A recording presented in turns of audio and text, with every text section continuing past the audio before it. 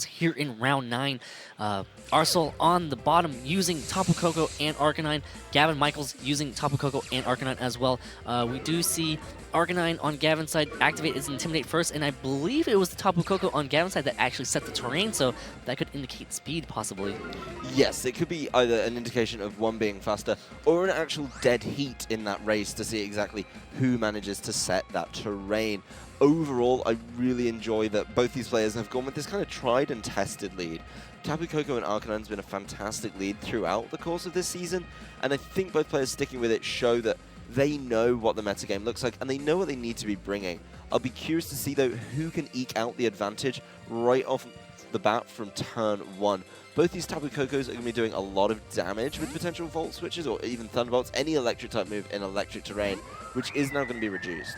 Yeah, and Arcanine switching out on Gavin's side. It does switch out going into the Tapu Fini here. Going to change the terrain from the electric terrain into the Misty terrain as Arcanine switches out on Arsal's side. Going to switch into the Mudsdale to possibly take a Gigavolt Havoc way better than that Arcanine could have, but no, instead it's going to be a Z, looks like it can be a Z Nature Power here. Yes, Z Nature Power using the Normalium Z. It is going to be converted into the terrain. In this case, it's Twinkle Tackle because of that Tapu Fini switch in from Gavin. So Twinkle Tackle is going to be heading over to Arsal's side of the field, going towards that other Tapu Koko, clearly something he's desperate to remove from play. Ooh. And he just falls short of the knockout there with Twinkle Tackle. Yeah, and hitting that Tapu Fini with a Volt Switch as well with a critical hit for extra damage on top. It is going to go ahead and activate Tapu Fini's Pinch Berry right there. Going to heal it back 50%. Oh, sorry, it's not even a Pinch Berry, it's a Citrus Berry.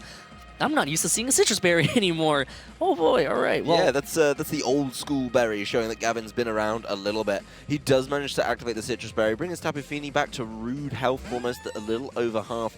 But that's a switch in for Porygon 2, which looks like it could be a pretty good partner for this Mudsdale right now. I actually missed what that download boost was. I believe it was a attack boost, right? Well, the download isn't the big important thing here because it just needs to set up Trick Room. Yep. Mudsdale needs to basically weather the storm from Tapu Fini, take those muddy waters, not lose accuracy. But when Trick Room is up, you know, this Porygon, many of the moves seen today are all carrying Thunderbolt, maybe in a very good position to basically try and wear down this Tapu Fini. I think the most important thing for Porygon here is setting up Trick Room, which is absolutely free to do unless Gavin has something absolutely wild lying around on his Tapu Fini. I cannot see from him.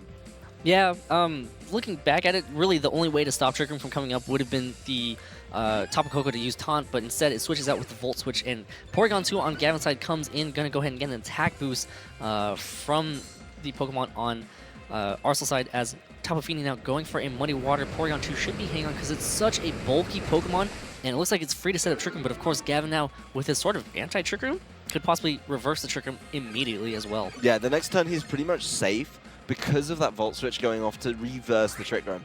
And we get locked into this very interesting mind game between Arsal and Gavin to basically see who decides to go for the turn where they don't set the Trick Room. Arsal is forced to match the Trick Room and mirror it if that's what he wants to keep in play. And in the same way, Gavin's pretty much forced to try and reverse it. You know, he may try and hope that Arsal tries to reverse it immediately and actually lets him reverse his own Trick Room, make him look very foolish. It's a huge mind game right now. Mudsdale moving first in the Trick Room, using high horsepower, hitting that Porygon 2, doing a good amount of damage. Arsal not going to go for any sort of Trick Room tricks here. Ice Beaming that Porygon 2, bringing it down to a little bit over 50%. Porygon 2 on Gavin's side now connecting that Mudsdale with an Ice Beam with a critical hit as well. Mudsdale's stamina is going to activate, going to boost its defense by 1 stage here. Kind of, well, does not going to matter because both these Pokemon on the other side are special attackers. So the Muddy Water connects from Tapu Fini, knocking out that Mudsdale and doing more damage on to the Porygon 2. Another critical hit on that Mudsdale. I think the big thing in this matchup is what Gavin left out on the field against Mudsdale, and he clearly identified in Team Preview that it was such an important Pokemon to Arsal that he needed to deal with it. So he gets his Tapu Koko out of the way pretty much before, you know, it's able to do anything, and he leaves it against the two things that, as you've mentioned, Porygon 2 has Ice Beam, Tapu Fini has Muddy Water. Mudsdale can't do anything against those two Pokemon, really. It can do a little bit, maybe get a little bit of damage down with a high horsepower, but overall it really struggles to do well against those two, and very smart ball positioning from Gavin to remove one of the biggest threats on Arsal's team. from the game as quickly as possible. Tapu Koko now switching in, going to bring out the Electric Terrain. Of course, it is not going to stay in because it does not want to get KO just yet. Really just setting up that Electric Terrain to set up a possible KO on that Tapu Fini from the Porygon 2 with a Thunderbolt. Arcanine switching in right now, going to go ahead and use Intimidate. Well, not use, but, you know, activate its Intimidate ability. As Porygon 2 does go for a Thunderbolt, boosted by that Electric Terrain, is enough to pick up the KO on that Tapu Fini. So now, a threat on Gavin's side, it has been removed, as Porygon 2 using its turn to set up and recover. The recover is going to be big here. It does mean that that Porygon 2 is, again, an absolute problem to take out. And looking at Arsal's team right now, I think he's going to struggle to deal with it in general. You know, this is pretty much very similar teams, the Porygon, the Arcanine, and the Tapu Koko.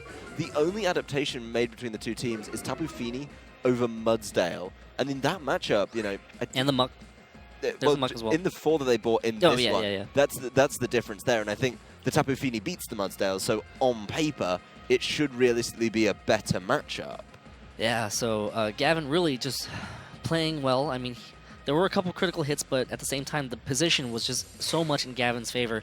Arcanine here protecting itself as Porygon 2 on Arsal's side using Protect here, getting commanded to use Recover. Yeah. I said Recover. Going to heal back its hit points as Porygon 2 now revealing that it carries Toxic. Going to try to slowly whittle away this Porygon 2 and make sure that it cannot stay on the field for, well, however long Arsal really wants it to. Arcanine revealing Snarl here, going to connect onto that Porygon 2. Going to drop its special attack stat by 1 stage here, so okay, alright.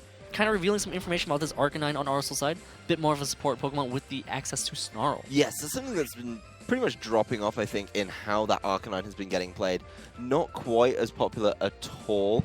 I'm not the biggest fan of it anymore. I think getting a little more damage out is a little bit better. But the Toxic on the Porygon 2 is very, very interesting. Gavin relying, I think, on a very potent way to try and deal with these Pokemon, the percentage health damage between turns. Porygon 2 on Arsal's side gets a critical hit on the Arcanine on Gavin's side, as the Porygon 2 on Gavin's side uses Toxic to slowly whittle away at this Arcanine as well. Arcanine on Arsal's side now that it's freshly poisoned, goes for a Flare Blitz onto the Porygon 2 on Gavin's side, as Gavin's Arcanine here going to go for a Flare Blitz of his own on Arsal's Porygon 2 side. I am saying a lot of the same things. Yes, with the mirror match here, it's definitely interesting. We are going to see one of those berries activating on Arcanine, restoring 50% of its health with the Margot Berry. But the thing I really like from Gavin here is he's kind of slowed down the game a little bit. He's gone a little bit Britney Spears, relying on some Toxic to get this damage down on both the Arcanine and the Porygon, and putting real timers on Arsal's Pokemon. You know, of course, we do know the Tapu Koko is in the back with 5 hit points remaining, so that's not going to be pretty much doing much of anything when it comes in. Very easy to knock out, and he's probably going to be forced to switch it in at some point to reset the counters on this Toxic. Yeah, and again, the Arcanine on Gavin's side using Flare Blitz, going to connect onto the Porygon 2 on Arsal's side, as the Arcanine on Arsal's side now going to use Flare Blitz here and target down the Porygon 2 on Gavin's side, taking more damage from recoil, as the Porygon 2 on Gavin's side goes for an Ice Beam to connect onto the Porygon 2 on Arsal's side. Arsal's Porygon 2 now gets to move and uses Recover, going to heal back, but again, that Toxic is going to pay such huge dividends towards the end game on both these Pokemon, because Gavin's really just setting up so that he can ensure himself a victory. There comes a point, actually, where Recover isn't even doing enough to kind of better the damage that Toxic is doing. Yes, it's a few turns away. It's definitely waiting to happen, but both Arcanine and Porygon getting worn down by that Toxic Poison is really rather nasty. Arcanine relying on Flare Blitzes as well to deal damage definitely limits the output that it can make, you know, because it's going to be hitting itself with recoil. And a critical hit right there is enough to pick up the KO on Arsal's Porygon 2 from Gavin's Arcanine, as Arcanine on Arsal's side using Flare Blitz here, going to connect onto the Porygon 2 on Gavin's side. So this mirror match right here, really just trading blow for blow, but the difference here is that the Porygon 2 was able to get those Toxics up. Again, I cannot emphasize that enough, and that's going to be good information for Arsal to have later on. Maybe it's time to bring Tapu Fini to try to prevent the Toxics from coming out. Yeah, well, Gavin's team definitely has an interesting kind of matchup using Toxic, because he has Tapu Fini of his own, so he has to be careful. He did bring it, but then as soon as that Misty Terrain was gone, that's when he decided to go out and get that Toxic damage down. The Tapu Koko isn't going to help him too much here. The Arcanine on Gavin's side is very much likely able to just knock it out before it even gets to move. and the Arcanine on Arsal's side, you know, just isn't going to be able to do enough here. I think the Toxic Poison, even though it's a slow way to win the game, actually piled on a lot of pressure on the way that Arsal was trying to play, and it's something he's going to have to consider as we go into Game 2. Arcanine using Extreme Speed here. Information revealed from Gavin's own Arcanine here that it does carry the Extreme Speed. Picks up the KO on the Tapu Koko over on Arsal's side. Now Arsal's Arcanine again using Flare Blitz, but you know that's just going to slowly damage itself as Porygon 2 can tend to just recover out the rest of the game if this game goes on longer. Yeah, there's nothing Gavin needs to do other than just hit recover every single time and let the percentage of health that Toxic Poison is doing. It does increase every single turn. Of course, the activation of this berry on the Arcanine, the Margot Berry in this instance, is going to be pretty much just dragging this game out. It's going to take a little more damage, probably deal itself a little more damage in recoil for the next turn or so. And maybe Arsal's just using this time to consider what he needs to do coming into Game 2. It's clearly not a game that you want to just give up on. He needs this to secure that top cut tomorrow, so he needs a little bit of time to think what adaptations is he going to make. Yeah, and that berry activating is actually good information for Gavin to have because, you know, it's always a game of information. You always want to try to figure out as much information as you can. Key information for Arsal going into Game 2 is going to be the fact that that Porygon 2 has Toxic. That's going to be kind of a limiting factor. It's going to be a huge factor as to how Arsal's going to adjust. You know, do I bring Tapu Fini? Do I want to activate Misty Terrain? You know, what do I have that can outbeat this Porygon 2 with Toxic? I think the Tapu Fini on Arsal's side is a really treacherous thing to bring because of the Muck. The Muck, and for the 6 Pokemon at least, and Kartana. The Muck and the Mudsdale, the only difference. Like you say, there's the Tapu Koko, the Kartana, the Muck. You've even got potential Thunderbolt on the Porygon from Gavin's side. It may not have it, though. We did see a number of moves out of it. We didn't confirm that. So it could be the move it missing, making that Porygon 2 matchup a little bit better. At the same time, you mirror match against the Tapu Fini. You don't really get much value out of it. The only thing you can reliably say you beat because of bringing the Tapu Fini is the Toxic Poison, and on top of that, the Arcanine, which you already have some answers to. So I think Arsal's in a bit of an awkward position. He may be almost forced to bring the same 4 Pokemon and adapt and play with them just a little bit better. Here we are, Game 2 between Arsal Puri versus Gavin Michaels here in Round 9 of Day 1 of the 2017 Video Game Championships at the North American International Championships. Arsal now sending out his leads. It's going to be Arcanine and Tapu Koko, and Gavin again going to lead with Tapu Koko and Arcanine as well. So again, Gavin Michaels' Tapu Koko activates its Electric Surge before Arsal's, and the Arcanine on Gavin's side also activates the Intimidate way before as well. So in this case, it's actually the person who has the slower Pokemon will know whether or not it's speed tie because they know how their Pokemon's trained. Yes, they are actually very well aware. They're the only one who can really confirm that information for this situation. It would be interesting to see exactly how these Tapu Kokos are trained. I'm very curious to see exactly how they match up. We did see, of course, Arsal's take that Twinkle Tackle very, very comfortably from the the Z Nature Power. So that may be an inclination exactly how it's trained. Tapu Koko on Arsal's side going to protect itself as Porygon 2 switches in for the Arcanine on Gavin's side. Tapu Koko wanting to switch out right there, using Volt Switch into that protect on Arsal's side as Arcanine using Snarl here, going to drop the special attack stat of both Porygon 2 and Tapu Koko. So a very good Snarl right there from the Arcanine. Yeah, I think the Arcanine going for Snarl here is a very smart play. Of course, the other Arcanine was on the field and probably not much of a threat. And Gavin, bringing that Porygon, looks like he was maybe trying to answer the Trick Room a turn or two ahead, thinking back to what happened in Game 1, where Arsal very quickly started switching Pokemon around to get Trick Room into play. But he doesn't go for it. Maybe Gavin's feeling a little more confident in the Trick Room this time. Of course, the Tapu Koko isn't the ideal Pokemon to deal with the Trick Room, but there's maybe something like a Muck in there that's in slightly better position, and he's going to try and get something else in with this Volt Switch. Yeah, Tapu Koko using Volt Switch here. This is actually good position because he can easily just set up Trick Room as well for a possible Trick Room sweeper, maybe in that Alolan Muck if he decides to bring it, or instead just going back to Arcanine using Intimidate yet again to drop the attack stat of the Arcanine on Arsal's side. So, alright, just kind of shifting Pokemon around a little bit as Tapu Koko on Arsal's side now. Going to go ahead and activate the Electrinium Z using the Gigavolt Havoc here. Going to go ahead and do massive damage to either the Arcanine or the Porygon 2. Could possibly double up into that Porygon 2 to make sure that Trick Room does not come up. Yeah, the Electrium Z has actually been a lot more common an item on this Tapu Koko recently. It is going to be targeting down that Porygon. So doing a lot of damage, especially in the electric terrain. Not enough to get the knockout though. There's going to be some follow-up damage from Arcanine heading towards the Porygon. Oh, the Intimidates are paying off so well because that Porygon 2 hangs on Porygon 2 using Toxic here. Tapu Koko avoiding it, so that is also a huge avoid right there by the Tapu Koko on Arsal's side. Yeah. Right. Yeah, Gavin probably really needed that Toxic there, because then the next turn he could maybe try and sneak in a Recover. Overall, though, it looks like Porygon may be on its way out in the near future, and getting that Toxic down would have meant it actually did something before getting knocked out. The best thing it's done so far is actually absorb that Z-move. With how bulky it is with the Eviolite, taking that Z-move without any problems is so important. Tapu Koko using Volt Switch here, connecting on that Porygon 2 and picks up the KO. So that Toxic element from Gavin's team is now gone. That actually relieves a lot of pressure on Arsal's side. So that's that was something good news super important in the previous game. And not having to worry about that, I think, is just so essential. It is one of those Pokemon removed as well that, you know, Mudsdale definitely would have had an interesting matchup against. Yeah, and that Flare Blitz does a lot of damage. Oh, gets the burn, so that's going to have the physical damage output of that Mudsdale. It does get a stamina, so it should be able to take 2 more Flare Blitzes.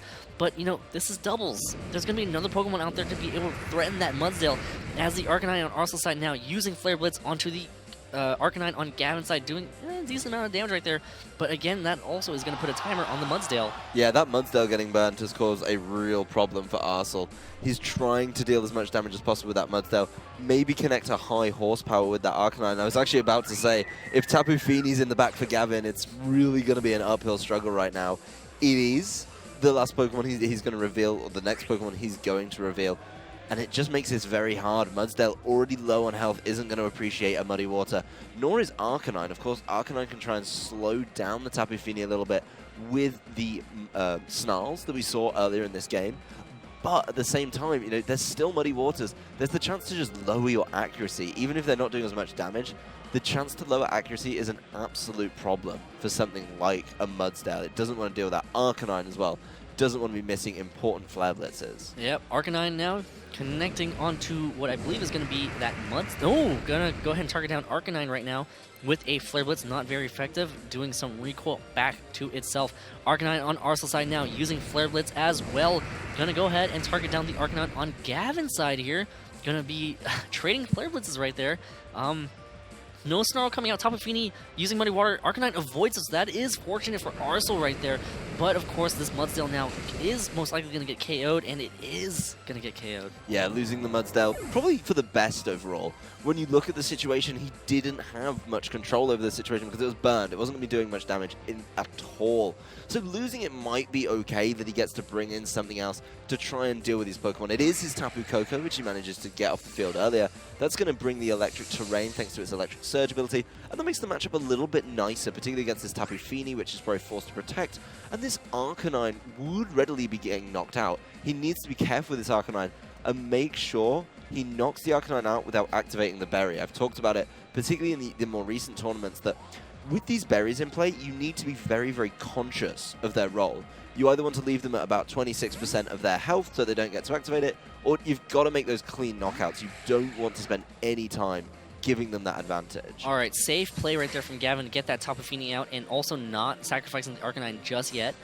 Gonna go ahead and, well, hit that Protect with the Thunderbolt as Arcanine using Snarl here, gonna connect on to the Tapu Koko and drop its special attack stats. So that's one of the good things about Snarl. If you force a switch, well, if it comes in and it's affected by Snarl, that's a big play. Yeah, he was definitely covering his bases with that Snarl, I think.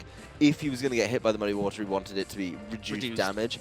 And if the Tapu Koko came in, then guess what? It's now stuck dealing reduced damage. You could see that Gavin may be just trying to rotate the Tapu Fini around to get it in and get the Misty Terrain up and get rid of the electric terrain. Yeah. But at the same time, even with Misty Terrain up, it's going to be a real hassle to try and take these Thunderbolts from the Tapu Koko of Arsal.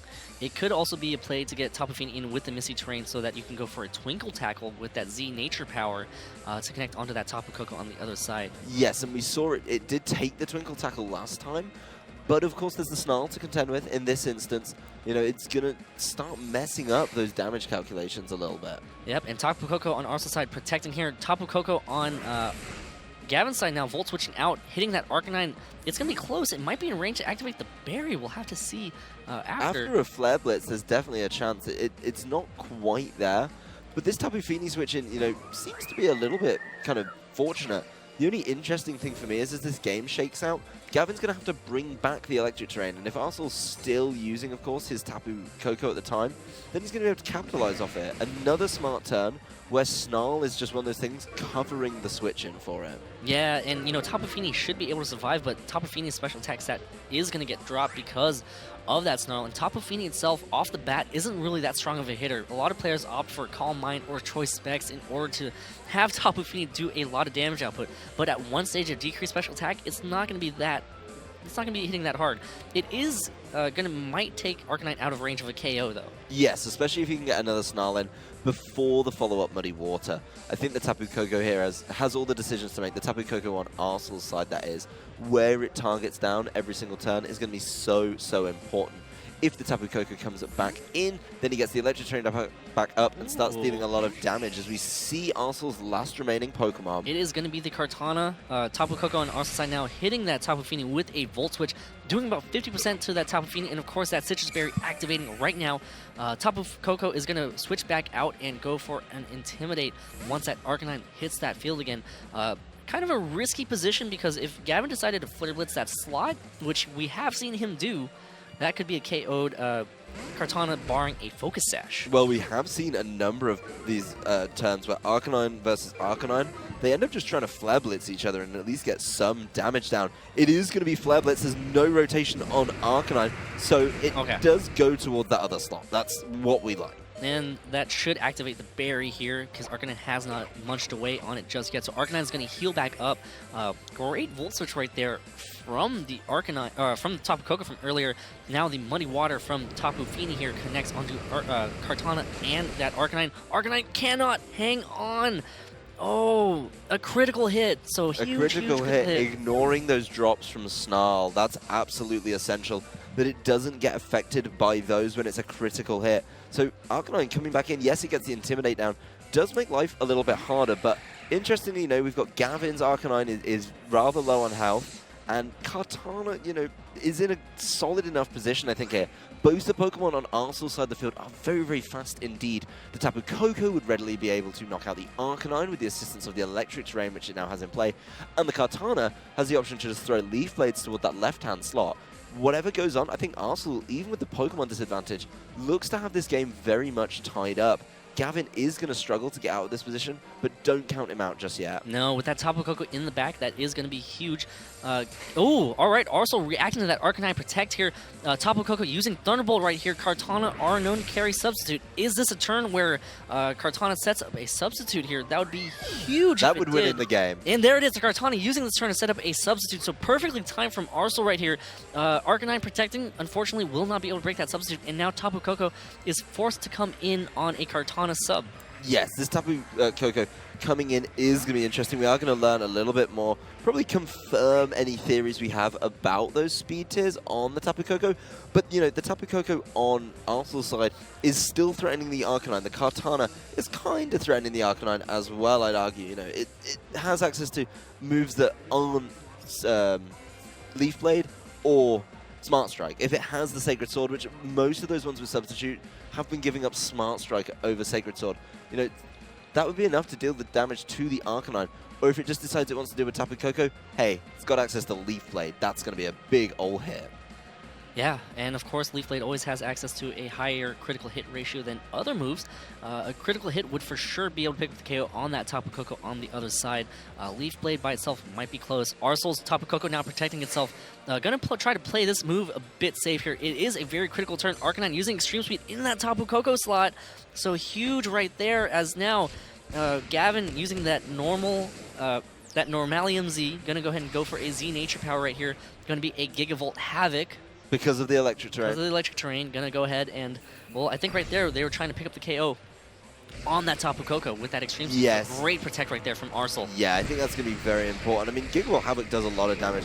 Did need some help, but a smart protect by Arsal does reduce it down to 25% of the damage dealt. And it looks like, you know, the Kartana's going to be able to pick something to knock out. In this case, it moves with the Sacred Sword, targets down the Arcanine, and looks like Arsal's going to win the game in the next turn. So breathing a big sigh of relief down there in your bottom left-hand corner of the screen. Yeah, and with Kartana, with that Beast Boost, for sure, hiding behind the sub is going to be enough to be able to pick up the KO on that Tapu Koko for sure. So well played by Arsal. Way to adjust in game 2. And the key to that game definitely was when Kartana set up that substitute right there, because that put a lot of pressure on Gavin. He had to play that exactly right if he wanted to get that the victory after that Kartana set up a sub. Yeah, and he let that substitute get set up on him. So he's not going to be able to do that in games 2 or 3. He has to really not let that happen. The Kartana, really bold play, I think, from Arsal is how I describe it.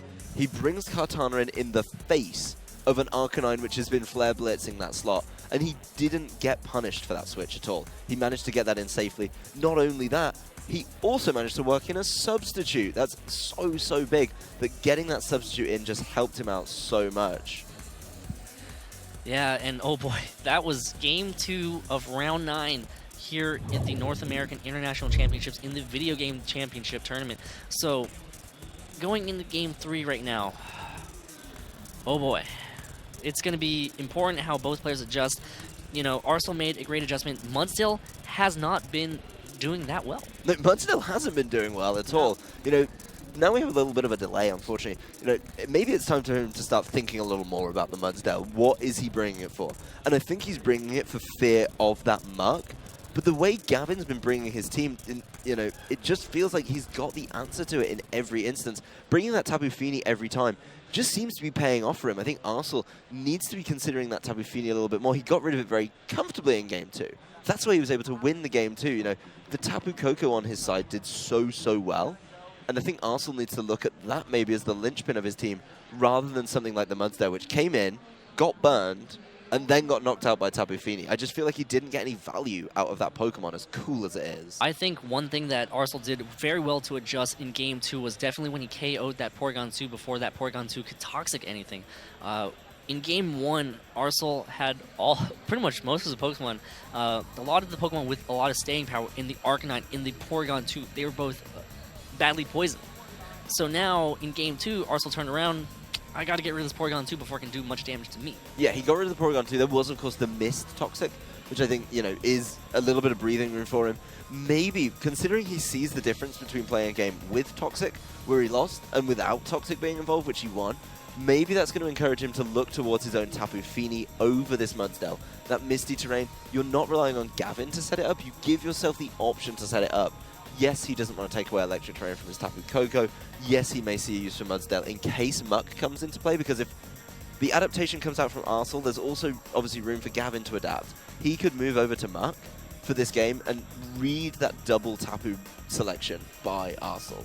I think that's going to be a very important selection between these two games. Outside of Mudsdale, dealing with Muck is probably a little bit harder, I think, for someone like Arsal with his team selection. I think at this point, it might be safe to say that I think Arsal knows how Gavin's Pokemon are trained.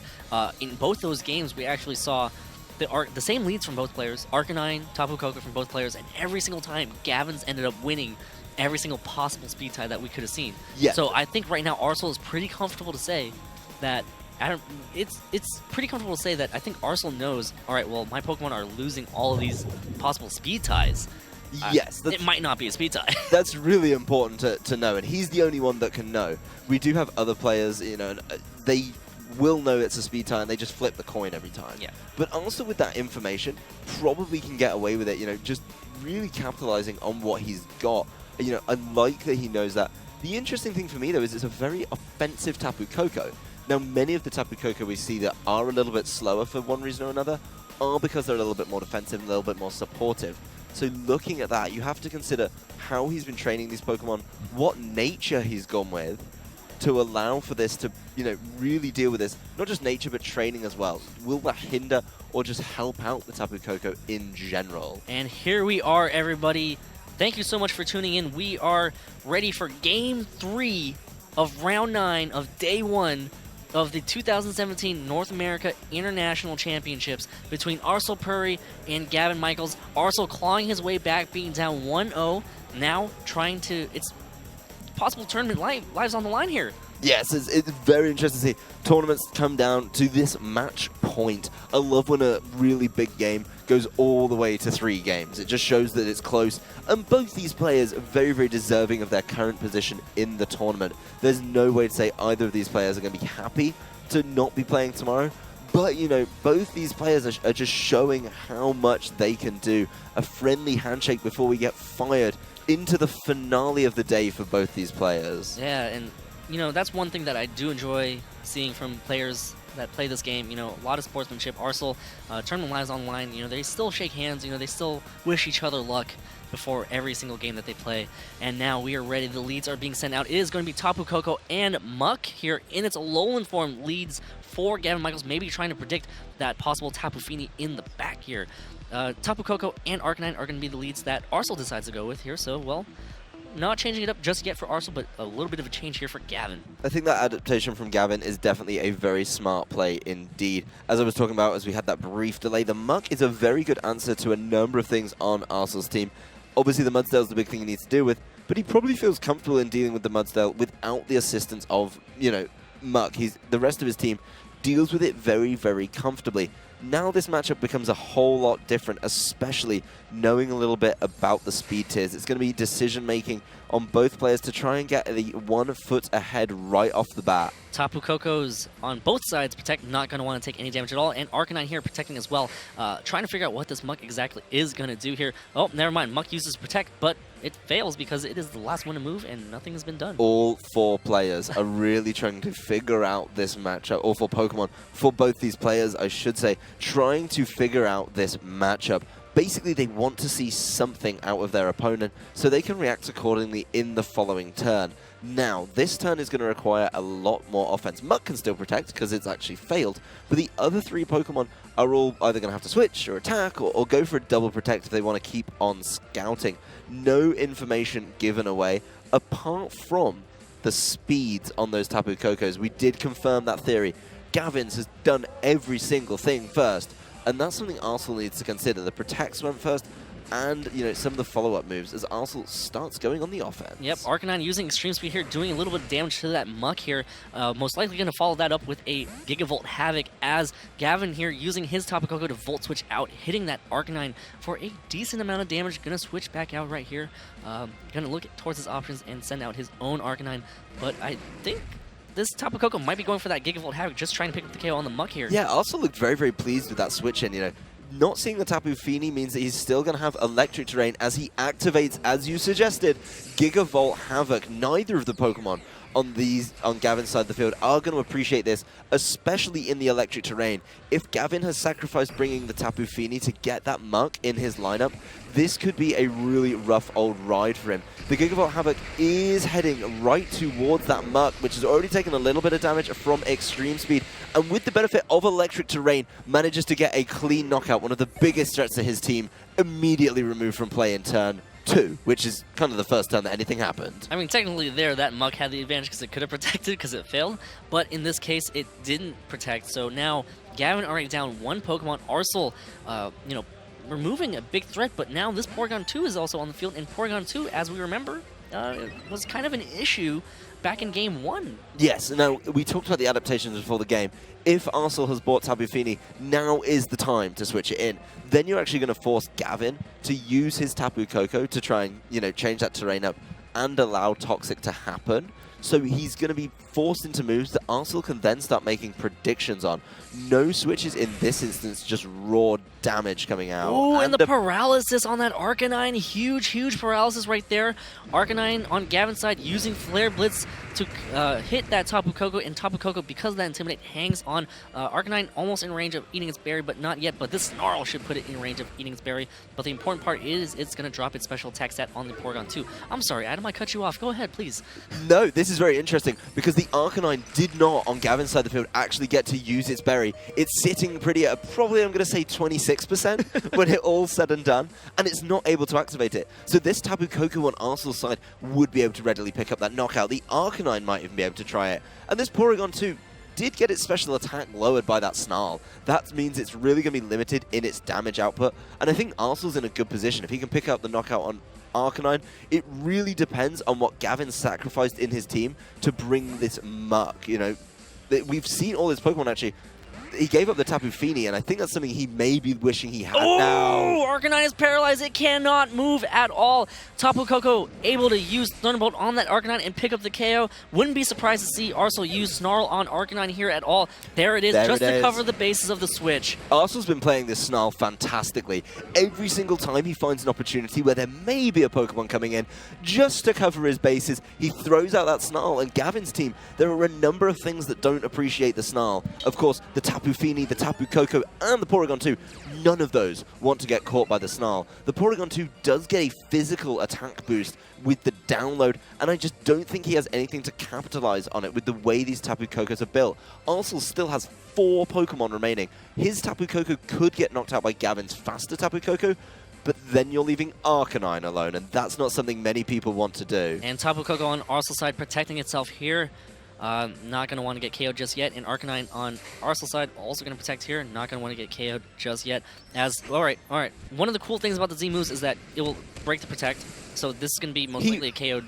Yeah, if he goes for the Tapu Koko, he's going to be bringing it very, very close, but he's still not getting absolute optimum usage of his Z move in such a crucial game. The way that Arsal at the beginning of the game got full value out of it by knocking out Muk, which was a huge threat, we're not going to see the same from Gavin. It is going towards the Arcanine, so it's only doing 25% of the usual damage, bringing it just down to under half. Porygon 2 takes this opportunity to set up a cheeky little recover, but it's not even recovering much. It could get up to 50%, but it probably gets about 5 when all is said and done, because Porygon 2 didn't take any damage that turn.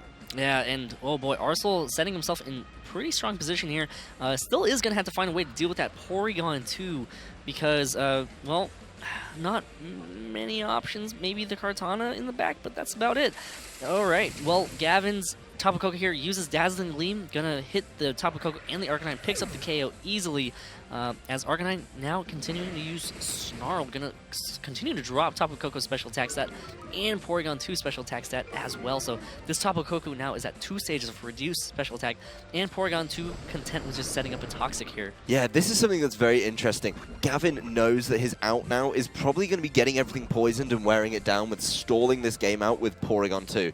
It's not a pretty strategy, but it's probably one of his best right now. Get as much damage as he can with this Tapu Koko while it's still on the field. Maybe look for a critical hit that's going to ignore those drops from Snarl.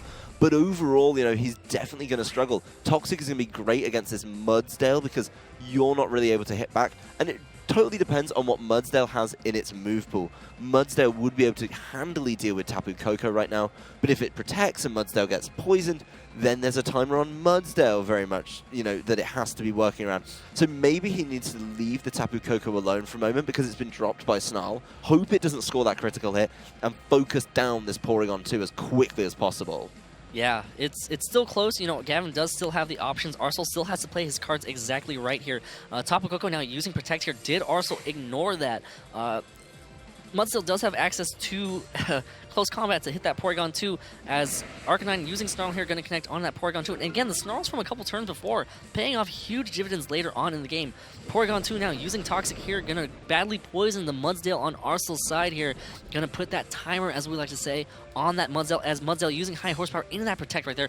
You know, you still respect that. This turn you can definitely pick up the KO here. Yeah, the good thing that came out that turn for Arsal is, of course, that he got the not only the berry that's just activating on his Arcanine, but he got another Snarl down on Porygon 2. So if he does deal with the Tapu Koko with this Mudsdale, which is very, very possible, of course, with high horsepower, then those Ice Beams that we saw from it aren't going to be doing anywhere near as much. They're technically going to be neutral because the damage output is going to be halved because of the 2 Snarls. And he still has an option. This Arcanine activating its berry is very, very helpful, that he does have the opportunity to basically try and get a little more, you know, down with the Snarl here. No damage done at all, and of course Arcanine actually healed back up because of the berry. So Arcanine in decent position here. Arcanine using Flare Blitz, gonna connect on his Tapu Koko, gonna do a good amount of damage onto that Tapu Koko, bringing it down to, I'd say, about 40% right there, as Porygon 2 using Ice Beam, praying. Well, it looks like Arsal's just hoping for something here, but I don't know what he could hope for. Maybe doesn't want to get caught by a critical hit. That was his big thing, to ignore those special defense drops. High horsepower is going to deal with this Tapu Koko very comfortably. All right, so now Arsal has to find a way to break this Porygon 2. We also don't know what his last Pokemon is in the back right here. So if it's Kartana, that actually kind of makes things a little bit easier, but most likely it might be that Porygon 2 again. Yeah, he feels very, very comfortable with this, but this Mudsdale is, of course, going to have to start dealing a bit more damage. Obviously, there is the option for recovery with this Porygon 2, and you don't want to be lowering your defense with close combat willy-nilly. If you start doing that, then basically what you're doing is you're allowing these Ice Beams to start doing more and more damage, regardless of the Snarl. Arsal switching out the Arcanine, though, Kartana. to show it off. He's just going to show that he has this in the bank. You can't even Toxic that thing. Yep, Mudsdale now using close combat on that Porygon 2, bringing it down to a little under 50%. Gonna drop its defenses, but again, those Snarls from before paying off huge dividends as Porygon 2 using its turn to set up Trick Room. That Mudsdale actually moves forward Porygon 2 in the Trick Room. Yes, it does. Of course, the Kartana isn't going to be moving for it. That's going to be moving last. But because of the threat of the Kartana on the field, Porygon 2 is actually forced immediately into using Recover. It has to recover this turn. And if it does that, that's the only way Porygon 2 can stay on the field with the Kartana and the Mudsdale attacking it. Mudsdale is then going to, be very, very close. All the Arcanine is just going to come in and be able to keep dealing damage. So, there's no real way. Ice Beam has to start doing a lot of damage to Kartana. And after the drops from the Snarls, Porygon 2 just doesn't really have it in the tank. It's probably relying, of course. Mudsdale using close combat here. Is enough to pick up the KO on Porygon 2. Porygon 2 barely hangs on. It is going to drop Mudsdale's defenses just a bit. Again, Porygon 2 using this turn to set up another recover. Mudsdale has to hang on from the poison damage in order for Arsal to continue to have a chance here. Kartana using Sacred Sword, going to connect on that Porygon 2. Going to do a good amount of damage, but Porygon 2 barely hangs on. Mudsdale, does it hang on? It does hang on, and that does it. Activates a berry here as well. Going to go ahead and munch away on this berry. It needs a little bit more energy before it can finally get Arsal that win. Yes, it just needs to hit one more close combat. The next turn will seal this game up for Arsal, really showing off the power of Mudsdale. To be honest, I'd been giving it grief between games 2 and 3. I said in game 1 it wasn't good, I said in game 2 it wasn't good. But he made the right adaptation, and I think what went really well there as the close combat seals up the game is the change to Mug actually made Mudsdale a much better selection when Tapu Fini was removed from play.